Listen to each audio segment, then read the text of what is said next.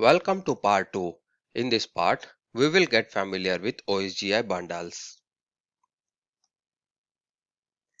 After listening to this part, you should be able to describe what OSGI bundles are and what problems they solve. Build an OSGI bundle and deploy it to AEM. Bundles are OSGI modules, that is, the lower architectural layer of OSGI. Bundles run in OSGI environment, that is how the container is called in OSGI environment. Let's see what problems bundles solve. The problem that are common to non-modular Java applications, or you can say rather one problem described in three different ways. An ordinary Java application has a so-called flat class path. That means if we specify a library in the class path, its public classes are visible to all the other classes in the application. That means two things. First, it is not possible to hide a package or public class from other application modules. There is no way to prevent using, for example, a low-level persistent class in the presentation layer that can lead to spaghetti code. The code with chaotic dependencies between classes that are hard to sort out. Bundles solve that by controlling the package visibility. Second, it is not possible to use two different versions of library, which can be the case in complex projects. The application cannot use two different versions of a class. When there are two versions of a class, it will use one that is loaded fast. Bundles solve that problem. One bundle can have version 1 of some class, another bundle can have version 2 of that same class, and they both can run at the same time. So, the OSGI approach to solving the problem that we just described is using a bundle. A bundle is a set of classes with additional descriptors. The point is that each bundle is loaded by a separate class loader and the bundle classes are not visible outside the bundle by default. A bundle is packed and deployed as a jar file with an additional descriptor. That descriptor explicitly lists the packages that are visible outside the bundle, that is, exported outside. Classes in the other packages are not visible outside even if they are public. Also, the bundle descriptor explicitly lists the packages used by the bundle, that is, one that are imported. As you have probably realized by now, it gives the developers one more way to ensure the application modularity. You have modules, and for each module, you specify what it makes visible outside and what packages outside it uses. Now, let's get into the AEM specific. An AEM project's bundles are built using Maven Bundle plugin. That plugin generates the OSGI specific information and places it in the jar file. AEM uses the bundles as a part of AEM application. That means that the bundle is expected to be located in the application structure in install folder of the application. So let's have a look into the CRXD.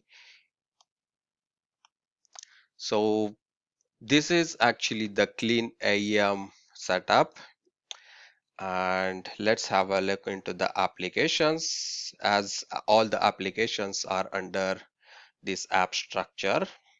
And let's take a look into the vRetail.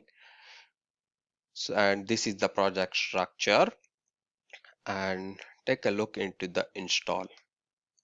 So we have the bundle, that is the core bundle, that is actually installed it into the install folder of the project structure. So here the bundle, the install folder is a special kind of a name. That is, if you can just take a look into the adding a file install provider into the Adobe documentation, there they have specified that by default the folder crx quick start install is watch for the files. So this folder does not exist but simply can be created at runtime. So if a bundle or configurations or content packages is put into this directory, it is automatically picked up and installed. So if it's removed, it gets uninstalled. And let's take a look into the project structure. So I have created the project by using the Maven archetype 18, and that project I have been integrated into the IntelliJ IDE. And let's take a look into this training project, where this is the different module we have. It's a core, launcher, taste, app, content, etc. Let's take a look into the core. And the core module is having some different set of classes and the packages, that is somewhat like filters, listeners, schedulers and sublets. By using these classes, we'll be going to build the bundle. Let's take a look into the pom.xml of this core module. So here it is, the packaging is set to the bundle, and other part like name, descriptions. It also consists Maven bundle plugin. The plugin, as you see it over here, Maven bundle plugin under the plugins, build plugins. What it contains the set of instructions that how the bundle can be built and deployed onto the container of Felix. So as you see here, it is the instructions. And let's also take a look into the apps. And apps project module also contains some different applications, like all the components and etc will be going to reside under the apps module. Let's also take a look into the pom.xml of apps module.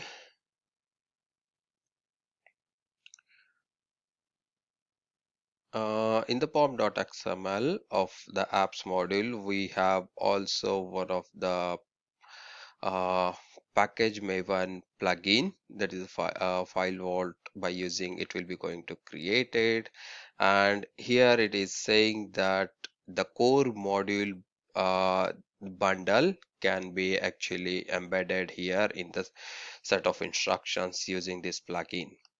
So as you see, the training core bundle is embedded into this apps module and can be placed into the install. So this is the structure of the pom.xml of apps module. And let's take a look also to the parent pom.xml. And as you see, here are some different modules also we have embedded with. Now as we are just concentrating or looking only for the core, so let's comment out this and deploy this project.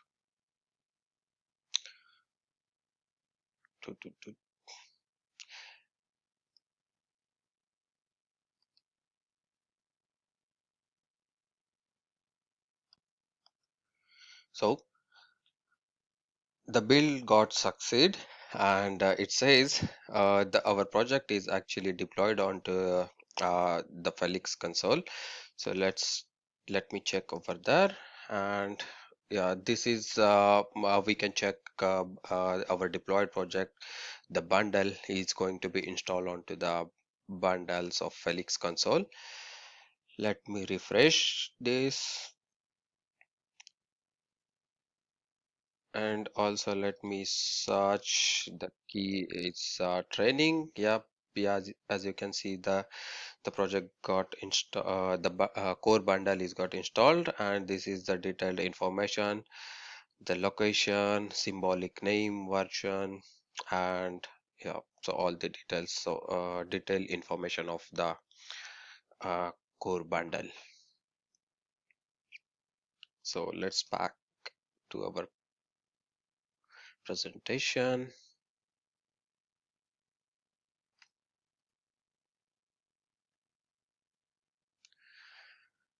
Now let's look closer at bundle jar that Maven built. So that let me switch to the file manager. This is file manager, and my project is here.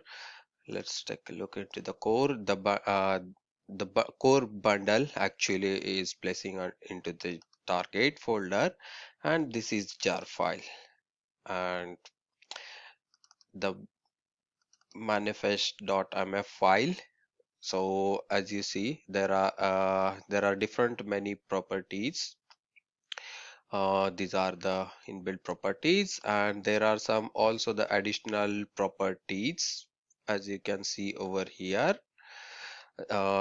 These properties are actually called the descriptors of the bundles, and the symbolic name and description are trivial, and sorry, name and descriptions are trivial. And as you see, the symbolic name is the training core, and version, the version is default, is taken from the parent POM XML. And so the symbol name and the versions actually uniquely, these are two unique identifiers for of bundle. And so this is the version, as I said, the version is taken from the POM XML, and that can be converted into the major, minor, and micro. So the symbolic name and the versions, if AEM consists of uh, one symbolic name with the same symbolic name and having the two different versions, then it can be considered as one bundle or of the module with two different versions.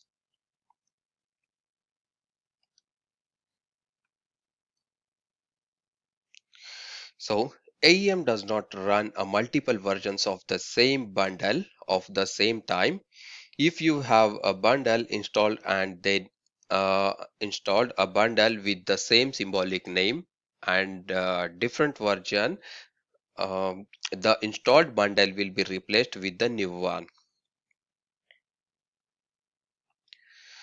So, to summarize, bundles are OSGI modules. Physically, they are jar files with an additional descriptors. Each bundle's classes are loaded using a separate class loader. A bundle is identified by the symbolic name and version. In AEM, bundles are a part of AEM applications. Bundles are usually built using the Maven bundle plugin, and those are installed in packages under the install folder. AEM allows only one version of a bundle at the same time. AEM has several consoles for working with bundles. So in the next part, we will take a look at package import and export in OSGI bundle. That's it as of now. Thank you.